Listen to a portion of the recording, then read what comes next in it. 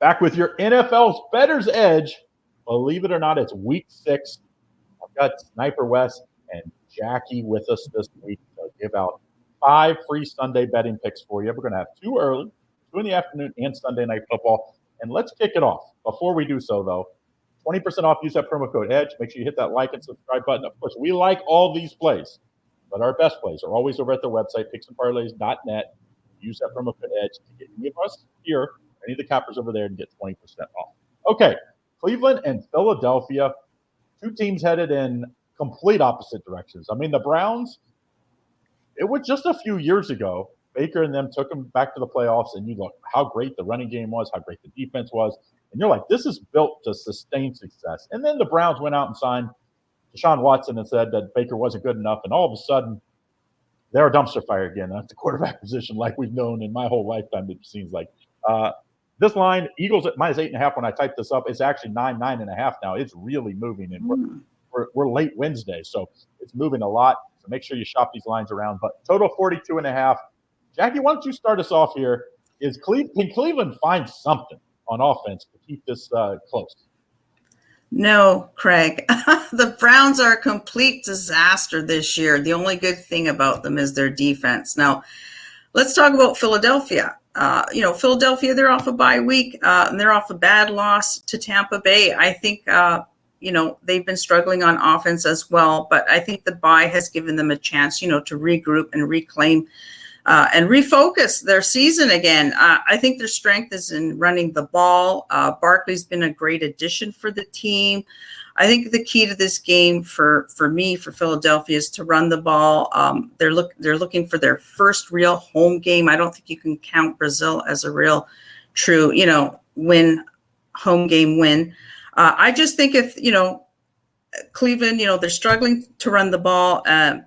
Philadelphia, they should dominate the time of possession. And I just think they're the better team in this spot. I think, coming off the bye, I think they've also had a chance to heal. And I know this is a big spread, and I usually don't like laying this many points, but I can't do it with Deshaun. I'm sorry. Yeah, I mean, I always say the uglier a game looks, the more you should probably like the underdog. And then you say, but I got to take Deshaun Watson. It's like, I mean, give me – I could name – Minshew, if you say the Raiders, I would rather have him. I don't understand. I don't understand because when you look back what he was in Houston, he was one of the better quarterbacks in the league. He was pretty accurate, but it just has not worked since all the allegations and everything. I just don't know if there's too many distractions. To me, I'm taking the under here. I'm staying away from the side. I think the Browns, the only way to win is find a little bit more of your running game. Small play action passing, control the clock. I actually think Philadelphia would like to play that as well. I mean, they have a great running game, and I think that spells under. I think there's going to be – I can't see either team getting 20. I could see 17-10 type of game. Take the under. What do you like, Wes? So I'm going to concur with Jackie. Yeah, I'm taking the Eagles too. I just think Deshaun Watson, you got to pull the plug. And I get they paid him all the money, but the numbers right now, he is comparable to a third-string quarterback. Not even a backup quarterback, but a third-string quarterback, which is not good. In the locker room, I mean, Stefanski could lose the locker room if he just keeps trotting him out there. And I know it's not his decision. It's probably Jimmy Haslam, the ownership's decision.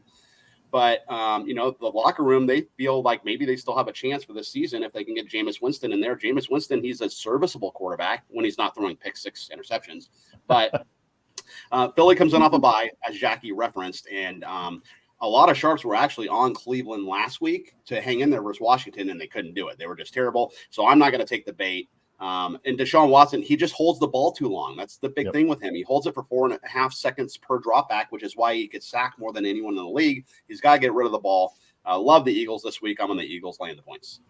Yeah, I love when Watson said, a reporter said, maybe you should run the ball more. He goes, I'm a quarterback. I'm not going to run the ball. It's like, dude, do something. You are a super athlete. There's no excuse why he can't pick up some first downs with his legs. But it's like he's just too hard head. He wants to prove everybody that he's this drop-back passer. It's like, look at Lamar. It's okay every once in a while to go get you a 50-yard touchdown with your legs. And I think Deshaun Watson needs to maybe run the ball a little more and try to avoid those costly sacks that he keeps causing on his team. All right, next game, early game, Colts and the Titans here. Titans, like Will Levis has not quite been what we thought he was going to be. Like we saw it. I think it was a Thursday night game last year. He had a really good game, and people are like, man, got excited. It just hasn't developed into that. Now, the Colts are not a team that has their situation at quarterback when Anthony Richardson's back there, not a whole lot better. But when Joe Flacco's there, you can see what this team could do. Colts -1 here. Wes, what do you think of this one? So Richardson is doubtful. I just checked the injury reports before we did the show, meaning we probably get Flacco again. What's funny, Anthony Richardson, he has the worst QBR in the league when it comes to, quarterbacks that have enough attempts, right? Joe Flacco is number 1. So the backup quarterback is number 1 in QBR, and their starting quarterback is worse than the league in QBR. So, I mean, I think Flacco should just start the rest of the year. You just give Richardson the board, and he just kind of sits out the rest of the year, and he learns from Flacco. And the Colts did win both these games last year, so Tennessee does have revenge. But remember, Tennessee has the number 1 defense in the league as it pertains to yards per game. 243 yards a game they allow, which is pretty good. The obstacle, though, with the Titans, they have a terrible offense. They only put up 256 a game. So I like the under. I think it's going to be a low-scoring game. The total is low for a reason. It's 43-ish. And I think it's going to be a classic, lower divisional matchup, lower-scoring divisional matchup.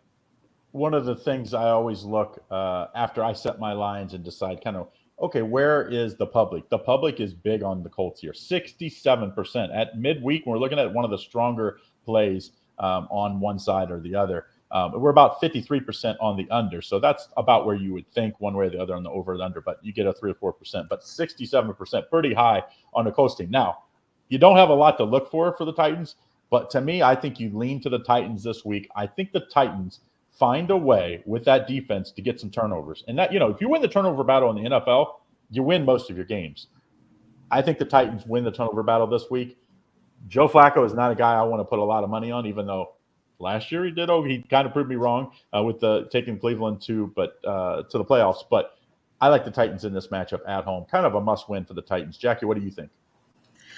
Well, Craig, I think Flacco, who literally has come off his couch, is playing better than most quarterbacks in this league.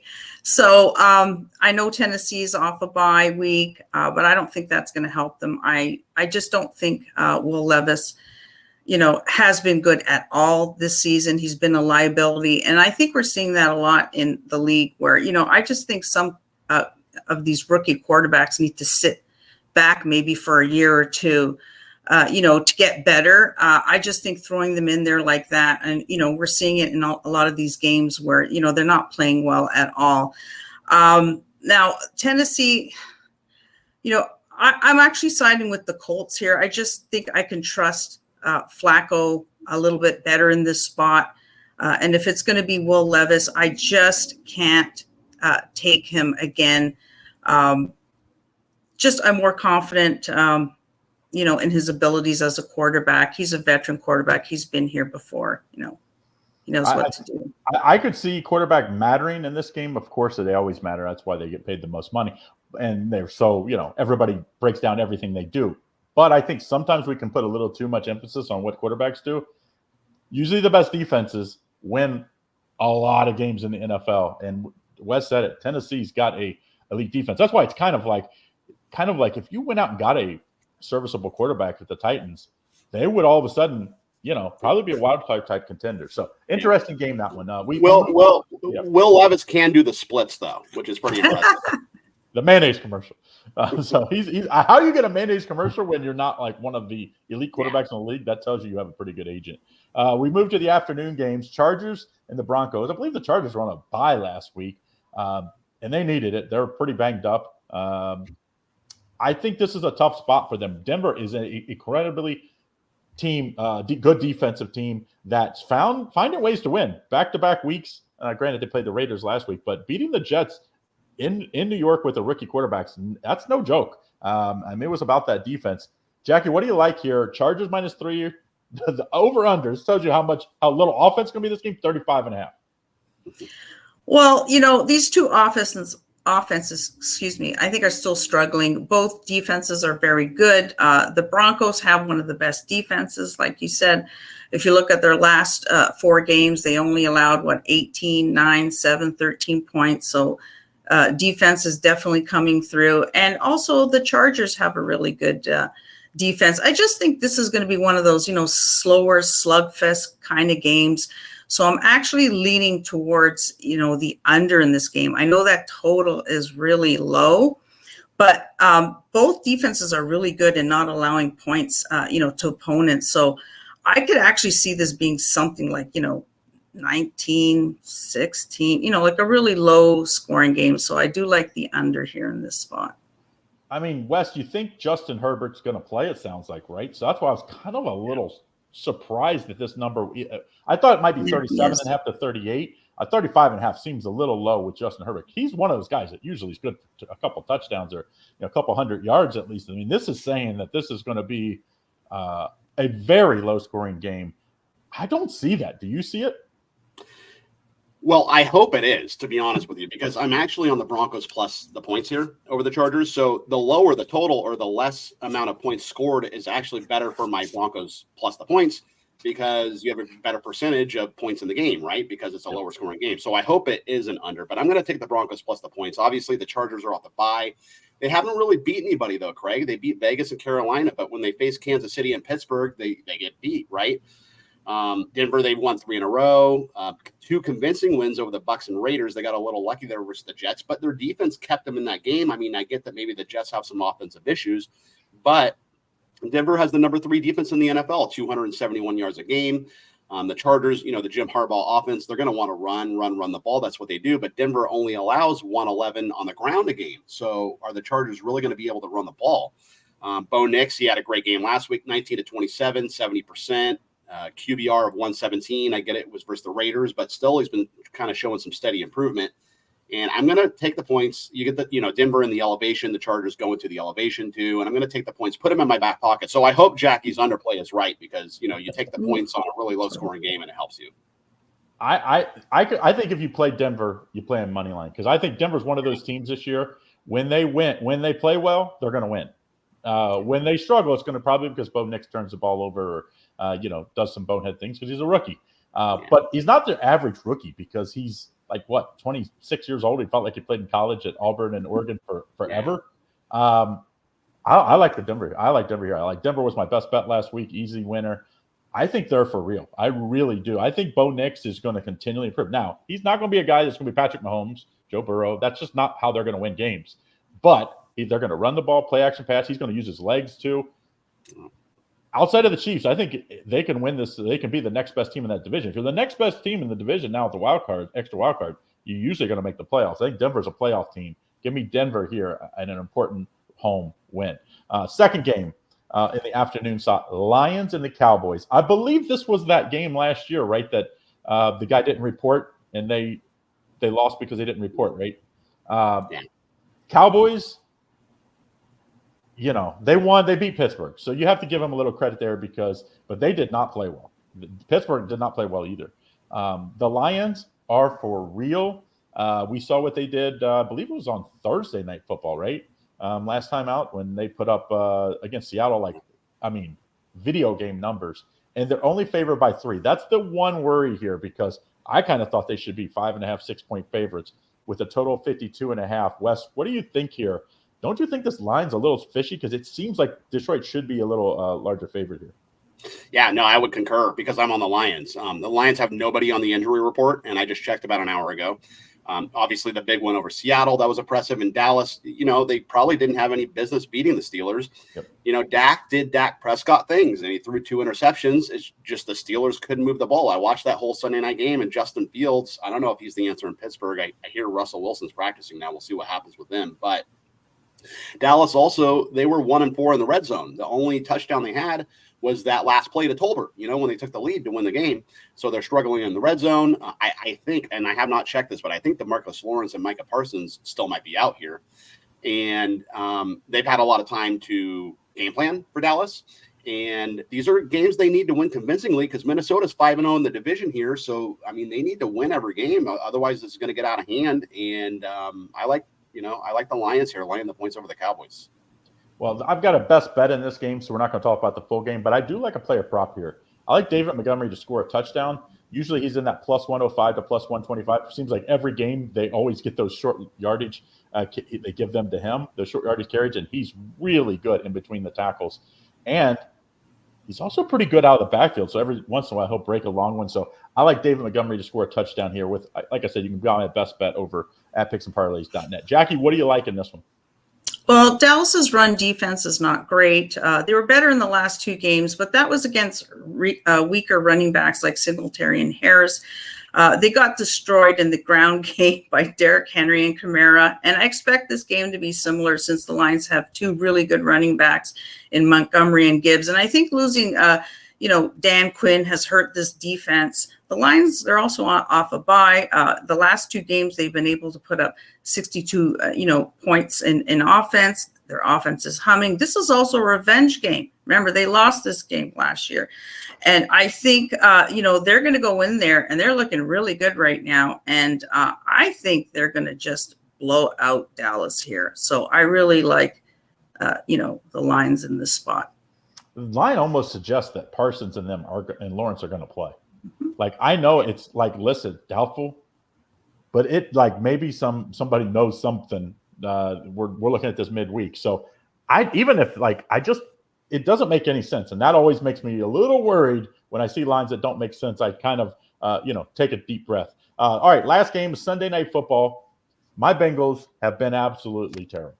Now, on offense, they've actually been good. They haven't been turning the ball over. Joe Burrow's playing as good as any time in his career.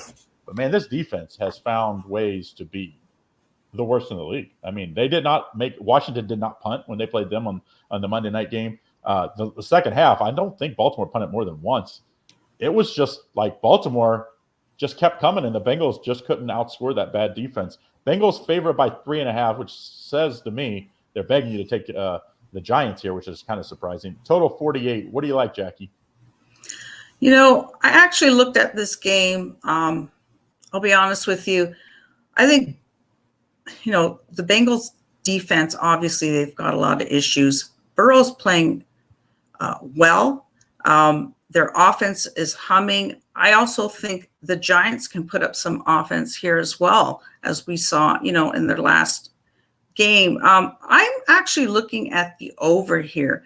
I think, with two weaker defenses here, two better offenses, I think this total actually can go over this, maybe the low 50s. So that I was actually looking, at the over.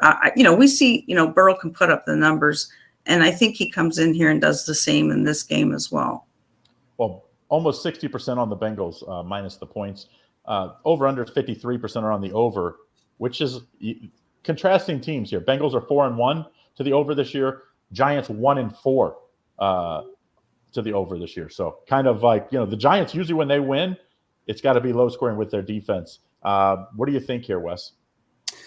So obviously, since he's a little bit desperate, they're 1-4. The Giants are off that big win against Seattle, if you remember, on the road last week. But the Cincy defense is just terrible. I mean, that's why this team's 1-4. They give up 365 a game, 151 on the ground. The quarterbacks that they face have a QBR of over 100 against this Bengals defense. So quarterbacks tend to do very well against this defense.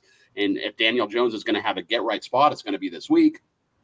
The Giants kind of need this game too. They're 2-3, and the NFC East is really not all it was that cracked up to be, right? I mean, Washington's leading this division, which nobody thought that would be the case going into week 6.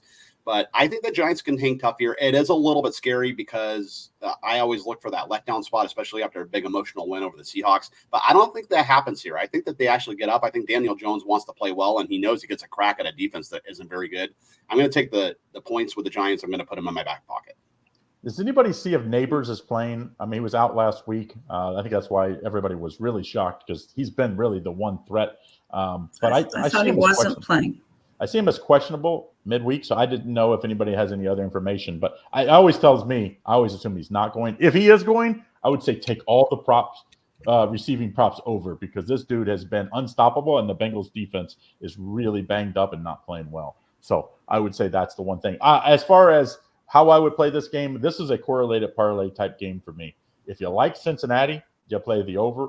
If you like the Giants, you play the Giants in the under. So to me, that's the way I'd play it. I'd probably lean to the Giants, to be honest. I just don't see the Bengals all of a sudden fixing it. It's my Bengals team, but I'm not having a big play on this game just because, when it's your team, it's like you just get – you're either all in or all out on them. It's like you're hard to judge them, so I try to stay away from my team when as far as giving out bets. But I do think it's a good correlated parlay spot to take the Giants and the under or the Bengals and the over, so it kind of can go from there. So those are your 5 free picks for Week 6. Don't forget, hit that like and subscribe button. Use that promo code EDGE to save 20% off on all of our best bets. Go over to picksandparlays.net. And then don't forget, make sure you like and subscribe to the channel so you get in on the Monday Night Football game that we're going to be putting out on for late Saturday night for Monday's games. Good luck.